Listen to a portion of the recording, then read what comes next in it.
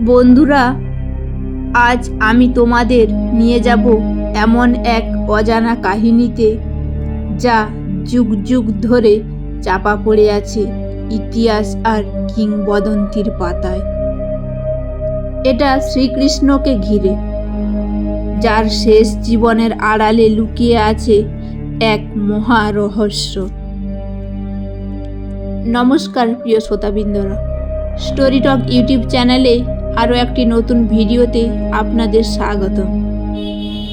দ্বারকার শেষ দিনগুলো। কুরুক্ষেত্রের রণক্ষেত্র শেষ হয়েছে বহু বছর আগে। যুদ্ধের আগুন শান্ত, কিন্তু তার ছাই এখনো জ্বলছে মানুষের মনে। শ্রীকৃষ্ণ তখন দ্বারকার মহারাজ। সমুদ্র তটে দাঁড়িয়েই প্রায়ই তিনি বাঁশি বাজাতেন। শহর আলো ঝলমলে করত, কিন্তু গভীর রাতে কৃষ্ণের চোখে যেন অন্য এক ভাবনা খেলে যেত। মনে হতো তিনি যেন অপেক্ষা করছেন কোনো অজানা ঘটনার জন্য। অজানা ঋষির আগমন। একদিন দ্বারকার দরবারে এলেন এক রহস্যময় ঋষি। কেউ তার নাম জানেন না, তিনি কোথা থেকে এসেছেন তাও অজানা।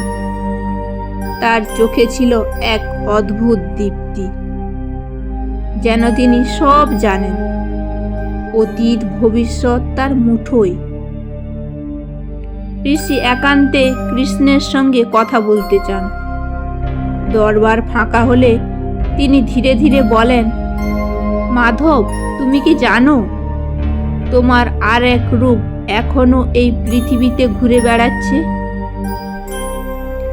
কৃষ্ণ বিস্ময়ে চুপ করে থাকেন।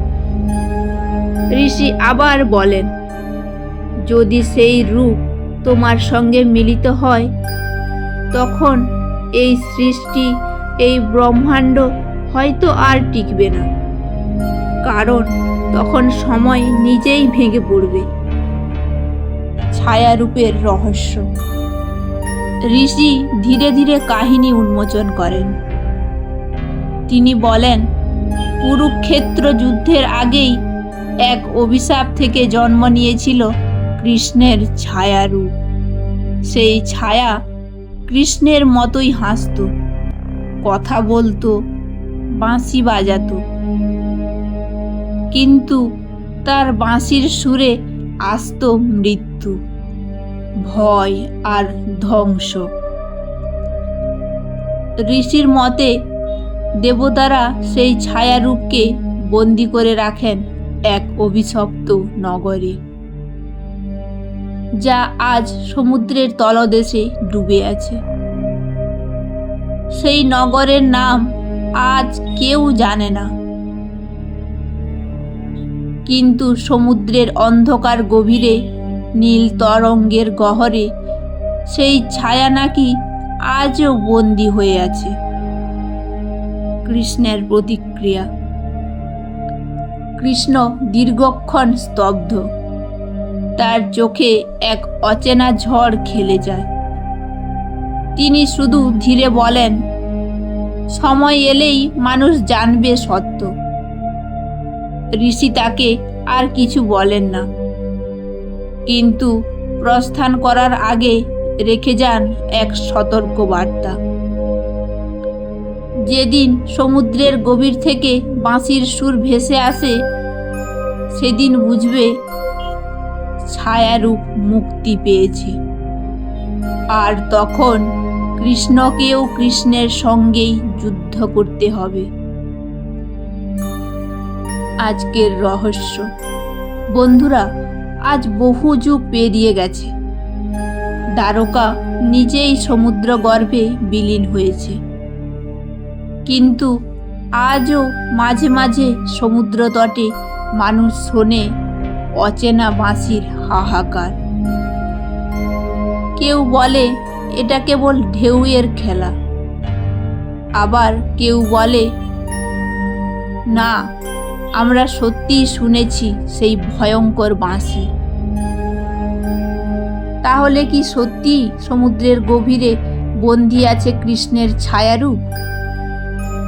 যদি কোনোদিন সেটা মুক্তি পায়, তবে কি আবার শুরু হবে নতুন কুরুক্ষেত্র?